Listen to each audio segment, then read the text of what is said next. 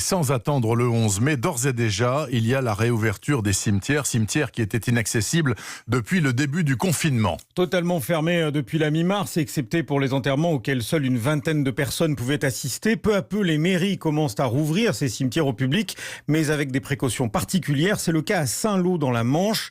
Le reportage de notre correspondant dans l'Ouest, Charles Guyard. J'ai téléphoné, c'est une dame de la mairie qui m'a répondu. Elle m'a donné un créneau horaire. Depuis lundi, voilà comment fonctionne le cimetière de Saint-Lô. Comme pour une visite chez le médecin en somme. Il faut prendre rendez-vous et ne pas s'attarder sur place. C'est ce qu'a fait Nadège pour pouvoir se recueillir devant le caveau familial pendant une demi-heure maximum. À la grille, Bruno Lecanu, masque sur le visage, veille au respect des consignes. Rendez-vous à 14h15. Vous avez droit à 30 minutes. Vous êtes madame ? D'habitude, cet agent municipal travaille dans le service événementiel de la mairie. Le voilà devenu gardien de cimetière muni d'une liste de noms inscrits dans des cases. Voilà, j'ai un planning là avec les noms des gens et puis les horaires. C'est tous les quarts d'heure. Je leur explique qu'ils ont droit à 30 minutes. Pour François Brière, le maire de Saint-Lô, la réouverture du cimetière était particulièrement attendue par ses administrés. Nous recevons aujourd'hui 80 appels par jour. Nous avons des personnes qui viennent tous les jours sur la tombe d'un proche. Donc ça a été une vraie privation pour elles. Privation, c'est bien ce qu'a ressenti Janine, elle qui, à 84 ans, s'arrêtait quotidiennement devant la tombe de son défunt mari. J'ai bien venu pendant au moins 6 ans tous les jours. C'est donc avec soulagement qu'elle a pu revenir avec du lilas, des œillets et même, 1er mai oblige, quelques brins de muguet pour refleurir la sépulture. Il y a longtemps que j'avais préparé.